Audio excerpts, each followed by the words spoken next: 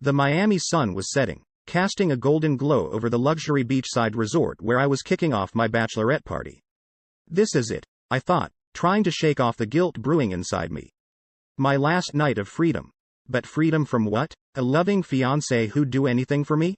The irony wasn't lost on me, yet there I was, surrounded by my bridesmaids, ready to dive into a night of supposed fun and abandon.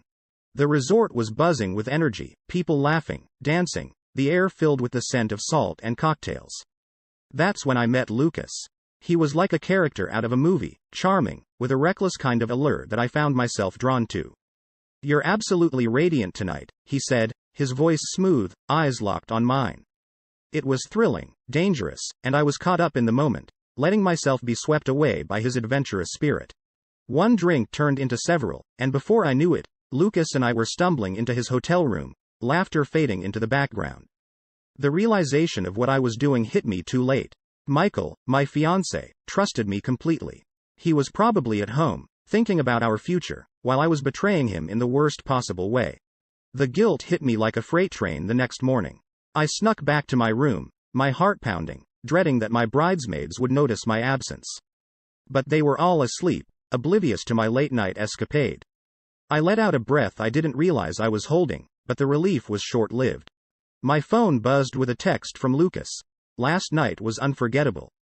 Thank you." Panic surged through me. This couldn't be happening. I quickly deleted the message, hoping to erase any evidence of my mistake.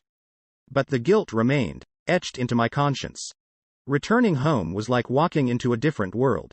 Michael greeted me with open arms, his eyes filled with so much love and trust that it made my stomach churn. "I missed you," he said, and I felt like the worst person alive.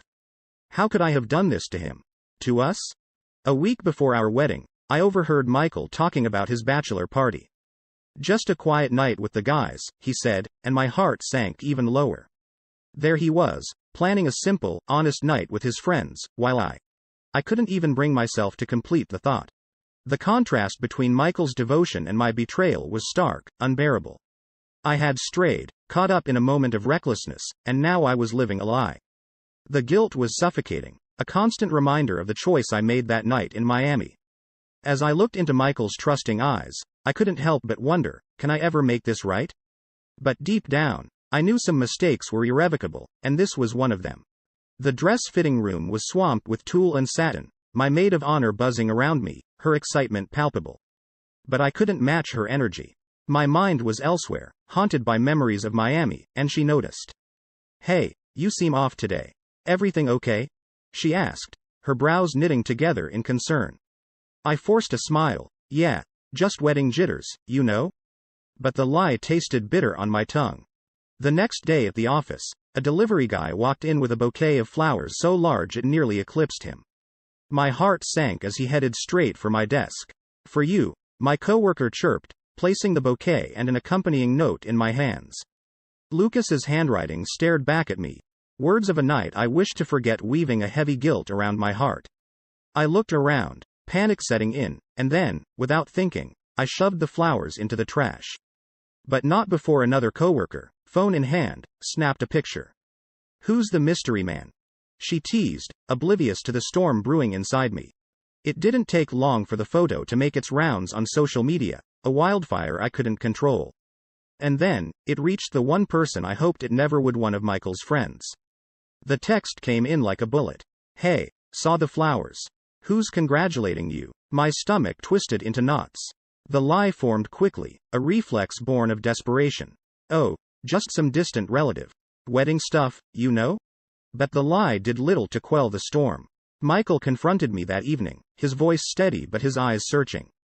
"Flowers from a distant relative, huh?" I nodded, avoiding his gaze. "Yeah, isn't that weird?" The silence that followed was heavy, filled with unspoken accusations and crumbling trust. Then, 2 days later, the situation worsened. A mutual friend, unaware of the ticking time bomb he was carrying, mentioned seeing me at the resort in Miami. "You were living it up with some guy," he laughed, oblivious to the way Michael's face closed off. The information added fuel to Michael's growing doubts, a fact I couldn't ignore when he began pulling away, masking his hurt with excuses about wedding stress. The distance between us grew palpable, a gulf widened by secrets and lies. Michael's warmth cooled into a polite detachment, his laughter less frequent, his touches fewer. The foundation we'd built seemed to crumble under the weight of my actions, leaving me to wonder if the gap could ever be bridged again. Each attempt at conversation felt like walking on eggshells, the once easy banter replaced by strained civility. The irony of our situation wasn't lost on me. Here we were, about to commit to a lifetime together, yet we'd never felt further apart. The man who once shared his dreams and fears with me now shared nothing but the bare minimum, a courtesy afforded to a stranger rather than a partner. And as much as I wanted to bridge that gap, to confess and beg for forgiveness, fear kept me silent. Fear of losing him, fear of the truth, fear of a future where the only thing we shared was a painful memory of what could have been. Hey everyone, I hope you're enjoying the video so far. If you do, please take a moment to hit that like button. It really helps me out and lets me know you appreciate the content. Also, if you haven't already, consider subscribing to the channel. Subscribing is a great way to stay updated with all the latest videos and to be part of our growing community. It's quick, it's free, and it ensures you won't miss out on any upcoming content. So go ahead, smash that like button and hit subscribe. Your support means a lot and keeps this channel going. Thanks for watching. My hands trembled as I pulled Michael's jacket from the closet, searching for a pen. Instead, a business card fluttered to the floor, its stark lettering catching my eye: a private investigator's contact information. My heart sank. He knows, I whispered to the empty room, the reality of my situation crashing down around me. Michael was hunting for proof of my betrayal, and it felt like the ground was opening up beneath me. In a state of sheer panic, I grabbed my phone and dialed Lucas, the man who had become the symbol of my biggest mistake. Lucas, please, if anyone asks, we just talked that night, nothing more, I pleaded, my voice shaking. The coldness in his reply sent chills down my spine. I'm not lying for you, he said before hanging up. His refusal was a blow, leaving me feeling even more isolated and desperate. Days later, the inevitable happened. Michael sat me down, his hands trembling as he slid a set of photos across the table. Pictures of Lucas and me, undeniable proof of my infidelity. Is this why? He asked, his voice barely above a whisper, yet each word cut through me like a knife. The pain in his eyes was unbearable, a stark reflection of the betrayal he felt. With nowhere left to hide, I confessed. Tears streamed down my face as I tried to explain, to apologize, to do anything to mend the chasm I'd created. But Michael sat in silence, his expression unreadable, the warmth and love that once lived in his eyes now replaced with a void. The fallout was swift. Michael called off the wedding, citing irreconcilable differences to our families and friends. He spared me the humiliation of public disgrace, but the truth had a way of twisting itself into rumors that spread like wildfire. My phone became a constant source of torment, buzzing with messages of hate and condemnation from people who only knew half the story. Each notification was a reminder of the life I'd ruined, the love I'd betrayed. Isolation became my new normal. Friends I'd laughed with, family who'd supported me, even acquaintances who'd smiled in passing, all seemed to turn their backs, leaving me to navigate a sea of judgment and scorn alone. The few who did reach out did so with words that felt like daggers, their disappointment clear, their support withdrawn. As the days turned into weeks, the weight of my actions bore down on me with suffocating intensity. The bustling life I once knew, filled with plans for the future and the warmth of loved ones, had crumbled into a desolate existence marked by regret and loneliness. The vibrant world outside seemed to carry on without a hitch, indifferent to the personal apocalypse that had upended my life. The stark contrast between my past and present was a bitter pill to swallow. I found myself longing for a way to turn back time, to make different choices, to say the right things. But as each day passed, the reality of my situation grew clearer. There was no going back, no undoing the hurt I'd caused. The path ahead was uncertain, paved with the consequences of a single night's mistake, and the only way forward was to face the aftermath head-on, no matter how daunting it seemed. The day my world turned upside down wasn't marked by any grand catastrophe. There was no storm, no ominous music playing in the background. It was just me, standing in the middle of our apartment, staring at the emptiness Michael left behind. His clothes, his books, even his favorite coffee mug, gone. It hit me then, the magnitude of my mistake, the reality of my new normal. The confrontation with my bridesmaids came soon after. We met at our usual spot, a cozy little cafe downtown, but the warmth we once shared was replaced by a cold distance. "We need to know the truth," they said, their voices a mixture of hurt and disbelief. The story poured out of me in a torrent of tears and apologies, but the damage was done.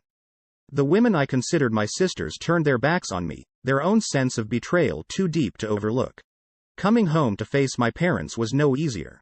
The disappointment in their eyes cut deeper than any words could. "How could you do this to yourself? To Michael?" they asked, their voices heavy with grief. The family that stood by me through every high and low couldn't comprehend how I'd thrown away everything for a moment of recklessness.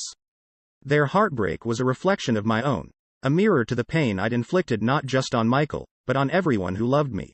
But the silence from Michael was the hardest to bear. Calls went unanswered, texts ignored. The man I loved, who promised to stand by me through thick and thin, had cut me out completely. It was as if I'd become a ghost in his life, an unpleasant memory to be erased and forgotten. In a moment of sheer desperation, I reached out to Lucas, hoping for some semblance of support, maybe even understanding. But the cold reality of his blocked number was like a slap in the face. I was truly alone, left to navigate the aftermath of my actions without a lifeline. The universe seemed to twist the knife further when I ran into Michael at a coffee shop. Our eyes met for a fleeting second, but there was no recognition, no warmth. He looked through me, and in that moment, I understood the full extent of what I'd lost. Not just a partner, but a friend, a confidant, a piece of my soul. Watching Michael rebuild his life on social media was a daily torture I couldn't escape. Pictures of him smiling, surrounded by friends, moving on without me. Each post was a reminder of the life I could have had, the happiness I'd sabotaged with my own hands. Work became a minefield of whispered conversations and pitiful glances. My professional reputation, once built on hard work and dedication, now overshadowed by the scandal of my personal life. "Have you heard about her?" they'd whisper, as if I wasn't there, as if I wasn't already drowning in my own shame. The isolation was suffocating, a constant reminder of the consequences of my actions. Every day was a struggle to find a reason to keep moving forward, to face the judgmental stares and the whispered condemnations. My life, once full of love and laughter, had become a lonely path of redemption I wasn't sure I deserved. The realization that I was the architect of my own downfall was a bitter pill to swallow, a lesson learned too late in a game where the stakes were my entire world.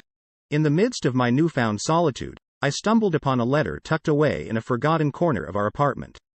Michael's handwriting, once a source of joy, now brought a fresh wave of pain. He had penned his dreams for our future together, a future I had carelessly shattered. Each word was a knife, twisting deeper into the heart of my regret. As I navigated the aftermath of my actions, the world seemed to shrink around me. Mutual friends, once shared between Michael and me, began to drift away, their loyalties lying clearly with him. His dignity through the ordeal won them over, while I was left to grapple with the consequences of my betrayal alone. Determined to escape the shadow of my past, I sought out new beginnings. I tried new hobbies, forced myself into social gatherings, hoping to find a sliver of the person I used to be. But my past clung to me like a second skin, coloring every interaction, every attempted connection with suspicion and wariness. The blow came when a friend, hesitant and clearly uncomfortable, broke the news to me. Michael was seeing someone new. A mutual acquaintance, known for her kindness and integrity, now stood in the place I once occupied.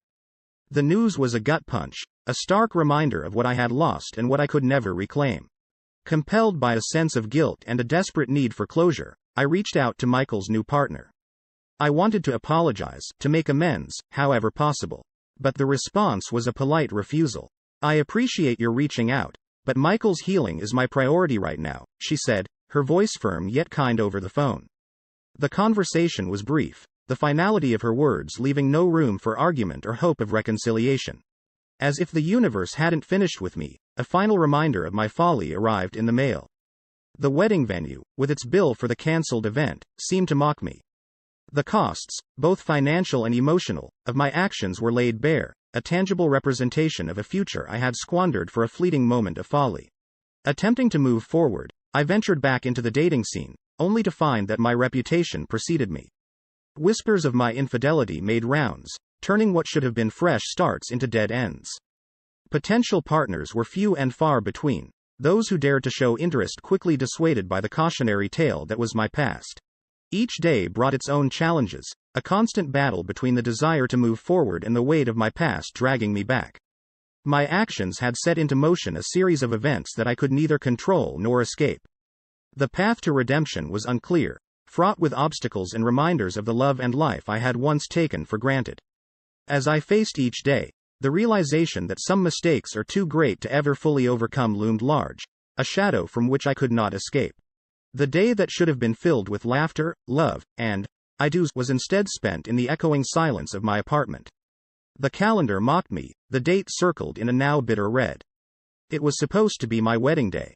Instead, I sat alone, a cup of coffee my only companion, lost in the maze of what-ifs and if-onlys.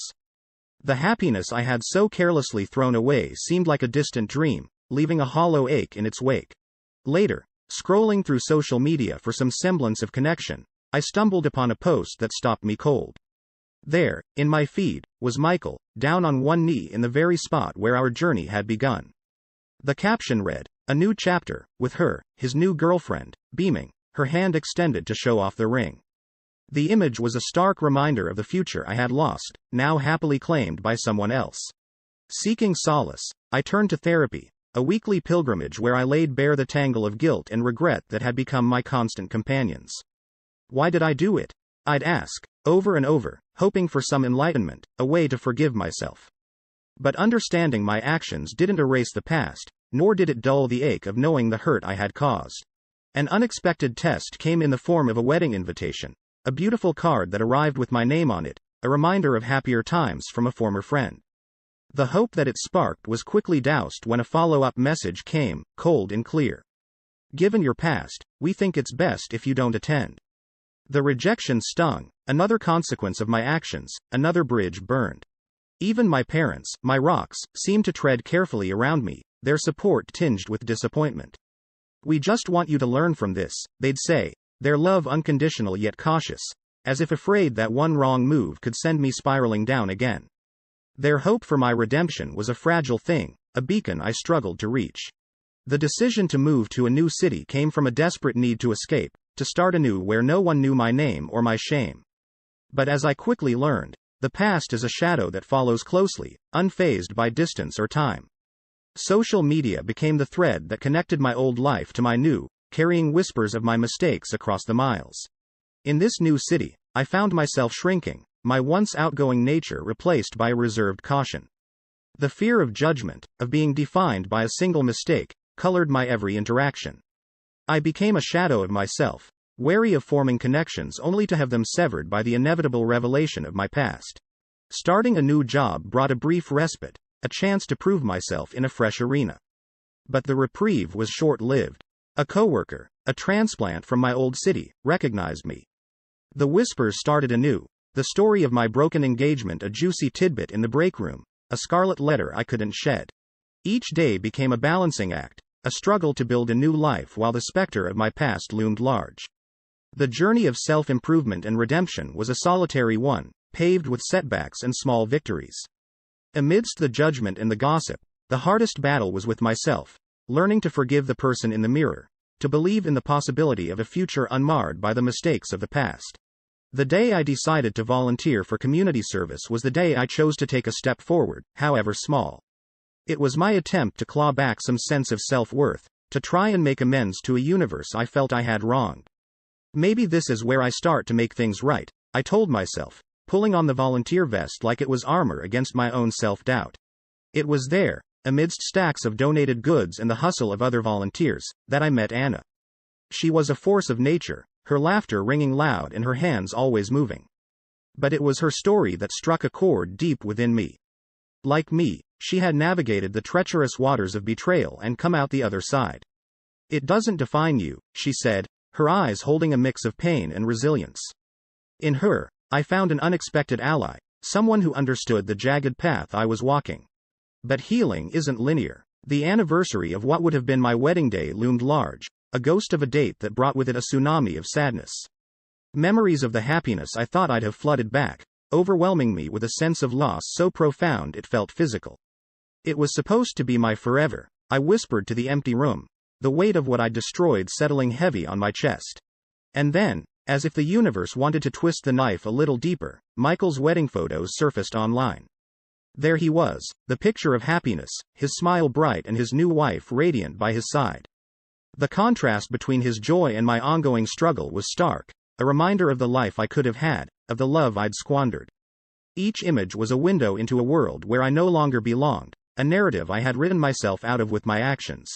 Sitting in my new apartment, the silence felt oppressive, the solitude a constant reminder of the price of my choices. It wasn't just Michael the first had lost. It was the trust, the shared dreams, the future we had meticulously planned together. The realization was crushing, a bitter acknowledgement of the full extent of my loss. I had gambled everything on a fleeting moment of recklessness and lost more than I ever imagined possible. As the night drew on, the city lights flickering to life outside my window, I couldn't help but reflect on the journey that had brought me here. From the dizzying heights of love and anticipation to the depths of guilt and isolation, it had been a stark descent. Yet, in the darkness, there were pinpricks of light, the kindness of a new friend, the purpose found in giving back, the slow, painstaking work of building something new from the ashes of my past. The path ahead was uncertain, shrouded in the shadows of my mistakes, but for the first time in a long time, I felt a flicker of hope. It was faint, easily drowned out by the clamor of my regrets, but it was there. In the end, it wasn't about forgetting the past or escaping the consequences of my actions. It was about learning to live with them, about finding a way to move forward despite the scars. And as I looked out at the night sky, I realized that maybe, just maybe, there was a future out there for me too, a chance to write a new story on the blank pages that